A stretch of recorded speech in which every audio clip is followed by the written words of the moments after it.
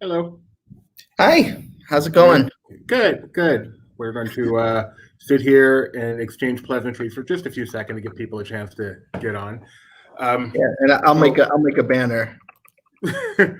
so the reason we're doing this, okay, they're on. The reason we're doing this is Disney Parks and Resorts from both Florida and California just held an update, kind of given how reopening is going, a lot of the things they've been working on, and kind of the status of how things are in California. Whoops. Things are going in California. Get rid of that now. There we go. In California, and the status there and what needs to happen. So I'll let CEO of Laughing Place, Benji, get started there. By the way, Actually, I'm Doobie chairman Mosley. of Laughing Place Doobie. So we got this email update invite last week, and it was saying what it was. It was going to be different Disney Parks executives with closing remarks by Josh Tomorrow. Some people, as people are prone to do, went speculation this was going to be an announcement or whatever, and I think it was pretty clear what it was going to be, and it was exactly what it ended up being.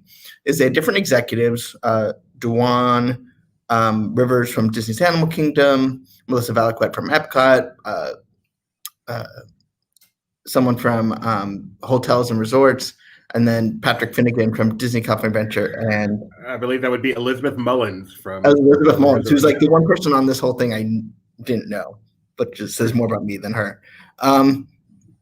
And so basically, they went through, the their procedures, their flexibility. They talked about the neck gaiters as like a way that they adjusted their procedures as new data came in.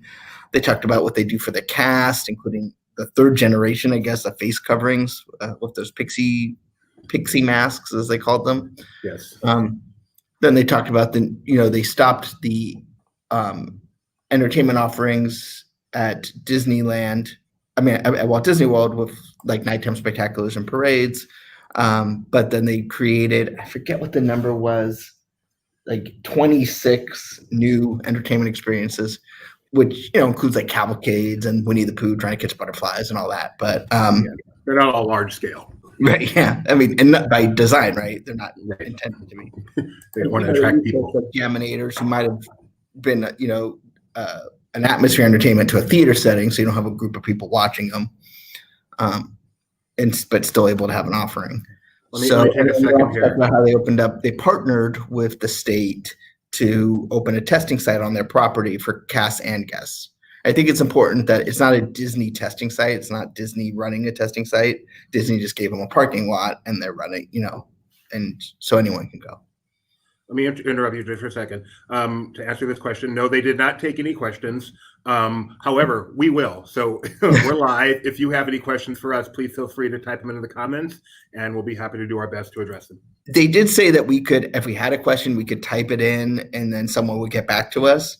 But I don't think, if for someone who's following Disney, what they specifically talked about during the first part of the presentation isn't surprising to anyone. We know about the masks, we know about the entertainment offerings, we know about mobile order, and they seem to really be stressing that, like mobile order, contactless payments, which, at Disneyland weren't as prevalent because they didn't have magic bands previously, or to this day, but, they're rolling that out at the Disneyland Resort. What I guess was the most newsworthy thing was that they are really pushing. This was a call to action to the state of California to provide guidance. They mentioned how Disneyland Orange County is in the red zone, which is not the most restrictive tier. But then, quite frankly, they might be in the orange zone by a week from today. So but even they could be in the yellow zone, which is the bottom tier at this point, and still not reopen because there's no guidance. There's no direction. So like zoos, museums, aquariums, barbershops, gyms, they all know what's going to happen at what phase. There's no guidance for theme parks whatsoever. I mean, and the final quote from Josh Tomorrow, which is, his taking is, we are ready, and most importantly, it is time. That's what it felt like to me. The biggest thing to come out of this was they were making it more clear than I would have thought they would that Disneyland is ready to open, and the local economy and even beyond the local economy needs Disneyland to open. They talked about how 80,000 jobs depend on Disneyland Resort, and the vast majority of those are on furlough right now. And it really seemed like, I mean, metaphorically, Newsom, open our theme park. You know, Exactly. it was pretty direct. It was pretty direct. Yeah, it was definitely, there had been rumors which were obviously unfounded of, Josh and Gavin Newsom making a buddy cop film over the weekend. And that didn't happen. This was him saying, enough with the funny business. You've told other people to open, you've given them the guidance. We've obviously opened across the globe without incident. What are we waiting for? And I mean, that's it. It's not even, like you said, even if they got to yellow, they're not going to open. They have no guidance on what is required for the park to open. And that, as much as anything, seems to be the issue is, what are we waiting for? At least tell us what our metrics are. And they don't know. What's interesting to me is Gavin Newsom always talks, cites his reopening task force that he has, secret backroom thing. And he always mentions Bob Iger's on it. Well, one would think Bob Iger would want theme parks to reopen. So, there's a lot of interplay here in politics and pressure and communities and, stuff that I'm not going to be able to fully comprehend because I'm not, on the ground there, dealing with him. I don't think anyone outside of Gavin Newsom and Bob Iger really know all what's going on here. But they want to reopen. And didn't they mention Disneyland will have virtual queues? Yes, they will have virtual queues, but they didn't say to what extent. They have the ability to have virtual queues, which they've already done for Rise of the Resistance. They did not seem to indicate whether that will be propagated throughout the property, just be used for Rise of the Resistance. We don't know where that will be, what they're going to use it for. So they're prepared to do a theme park reservation system, but we don't know what forms that's going to take. Disney World has a system that's different than Hong Kong, which is different than Paris. So they did mention that technologically the parks are not the same. So I wouldn't say it's safe to presume that the Disney World system is going to be at Disneyland and all the rules and everything is going to be the same. There will be a reservation system, but what form that will take is to be. I'm sure they know what they want to do, but it hasn't not been announced. And they're not only different parks technologically, they're different parks demographically. So they talked about how Florida right now, they're concentrating on the annual pass holders and the locals and people within the state, which for Walt Disney World is a relatively small portion of their visitors. But presumably when Disneyland Resort opens, they're still going to get the same audience. Still, people don't want to travel quite as much. But for the Disneyland Resort, that is a huge audience. The annual pass holders and the locals are the audience at Disneyland Resort. So it really is going to be a different situation once they open. Oh yeah, absolutely. I mean, Disney World's able to start small because it's just doing, the small local 20% that comes locally, whereas that's 90%, 80% at Disneyland. So it's going to be harder to get a reservation, presumably at Disneyland, than it is at Walt Disney World if they use the exact same system. So what that looks like, I think, at first I think they're going to want to have guidance as to. I don't think they're going to announce what that looks like until they hear from the state, because that sort of might be one of the things that they can have conversations with. But once they get announced an opening date, the reservation system will not be, what we want to know about it will not be far behind. So if you want a recap of the entire thing, they didn't stream it anywhere that the public can watch it as far as I know, but we covered it in our live blog. So feel free to go to Laughing Place and you can check it out. We even embed what we're doing right now. So this is extremely meta to see. That's really interesting. But so we covered the entire thing. We also covered it on Twitter. So, go there. You can pretty much get a recap of literally everything that was said there. But like I said, if you have any questions right now, feel free to ask them. I'd say about two-thirds of it were spent on how well they have done things around the world and at Walt Disney World. And then the final third was, and we're really excited to get things going here on the West Coast. Yeah. And, I think just to reset where we're at, today's Tuesday. the state of California readjusts the tiers on Tuesday. So at noon today, Dr. Galley, who runs the medical services in California, will announce who's going to what tier. It looks like Orange County will, because you have to be on a certain tier. You have to be in your tier for 3 weeks before you can move to a lower tier. So it looks like next week, if the numbers stay as they are, Orange County could get to orange, which at that point, it just seems almost silly because you're at the second to last tier to not be able to theme parks at all. I'm not here to judge when theme parks should open, but if you're being consistent across businesses, that's where it seems a little out of whack.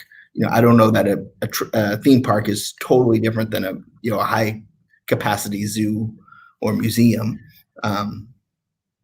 What is the last thing we heard from the governor on Disneyland's reopening or theme parks reopening? That the conversations keep going, and he expects to announce something very, very soon. So I was watching yesterday on Monday his press conference, and he had not, he didn't mention it at all. No one asked. It didn't come up. We don't know when his next press conference would be. Assuming the style stays the same as what he's done, he waits for a press conference to announce any sort of change to guidance. So, usually in the morning we find out if he's going to do one that day, and then, we tune in to see if he says anything. So he's not doing one today, so I presume we're not going to get information today. I don't know about Wednesday, Thursday, Friday. We'll find out. Are you surprised how much pressure Disneyland directly seemed to put on the government? Not because, I kind of figured that was the whole point of this. Over the last week or so, you've seen the Disney kind of pushing their muscle a little bit.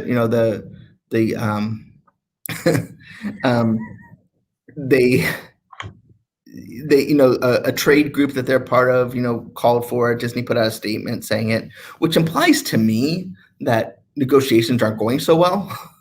Because, if you're close and you're waiting any day, I don't know that Disney would have gone through all the effort to put out a presentation today saying, what would be negotiated? Was this the governor saying, hey, you guys, your policies aren't enough? What are they negotiating? I don't know. One thing that Gavin Newsom did say was that, he's concerned about the smaller parks that don't have the resources. And so if you want, if you wanted to be consistent, and not just look like it's California, you don't want to look like you're favoring a major corporation. So this shutdown's about safety, not about economic fairness. If someone's ready to open, you open and you help out as many people as you can. Well, but it's not based on the business, right? It's based off of the sector. So if you say theme parks, that applies to all theme parks, not just Disney. No, but you say theme parks that meet certain guidelines, and then Disney can meet the guidelines, a smaller park can't. Then one opens, one doesn't. Right. Well, and I think that's where the negotiations are. What are those guidelines? Because some of the guidelines make sense. Some of the guidelines are comfort based, make you feel more comfortable, but maybe not be really necessary. And some are just practical. And I don't know.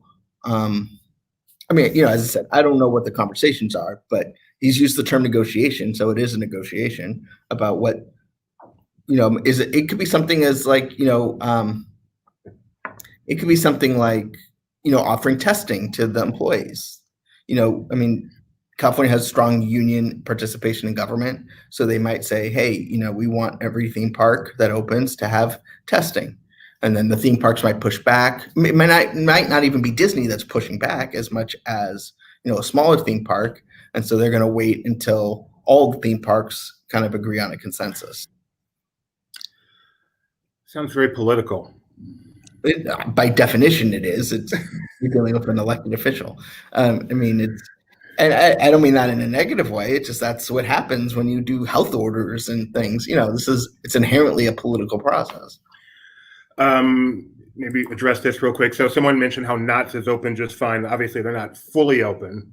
Well, they're not open as a theme park. They're open as like a dining a food court, outdoor mall. Yeah. Right. Yeah. So Disneyland could technically, if Knott's is good, they could open and you could get a Dole Whip and do all that stuff, but none of the attractions could be open. Now Disneyland, in California, it's certain counties. I'm not sure about Orange County. Are malls allowed to be open in Orange County? Do you know? Yes, know they yes. are. So malls are allowed to be open across the state at reduced capacity. So, I mean, obviously, it's a complicated thing. I'd feel more comfortable at an outdoor theme park than an indoor mall. Yeah, but it's not about. I mean, as I said, it's not so much about any of that. It's from the beginning, theme parks, festivals, and sporting events have always been kind of lumped together as one group, as like the last group. And I don't know if that's fair because obviously a festival where you're crammed together to see a music performance is different than a theme park where, I mean, you could open without any major shows. I mean, you could even be more restrictive than Disney World is and just not have theaters and still have a decent theme park. And so, I think what they're trying to do is convince the state of California to separate them out from that sort of most at-risk business, which is what Disney World, Florida did. Okay. I will stop asking you questions and just keep my thoughts to myself. I don't see any more questions in the comments. Anything else you wanted to address from today's? No, I think obviously Disneyland's ready, which means, it's not going to be, it's completely different than Florida, where Florida said you could reopen and Disney World's like, no, we're going to take another month. Yeah, and just to, defend Disney a little bit. Obviously, Disney wants to open. They're losing a lot of money. They'd like to make some money, but it's beyond that. I mean, like they said, 80,000 people rely on the Disneyland Resort being open. Anaheim, the county of Anaheim. I hope you get unfrozen there in a moment, Minji. The county of Anaheim is asking for Disneyland to reopen because it's necessary for their community. This is more than just one company that wants to make money. This has a huge economic impact, which therefore has a huge humanitarian impact across the whole state. So that's what this is all about. That's the current state of it. As I said, if you want to get a full recap of what happened, just go to laughingplace.com. We live blog the entire thing. I think we got pretty much every single thing that was said. So that about covers it. Stay tuned. Sorry, just reading the comments. Stay tuned. We will be live again in just a couple hours, live from a theme park in Walt Disney World. How about that? So doing a park walk and talk with Jeremiah. So until then, thanks so much for tuning in, and we'll talk to you later.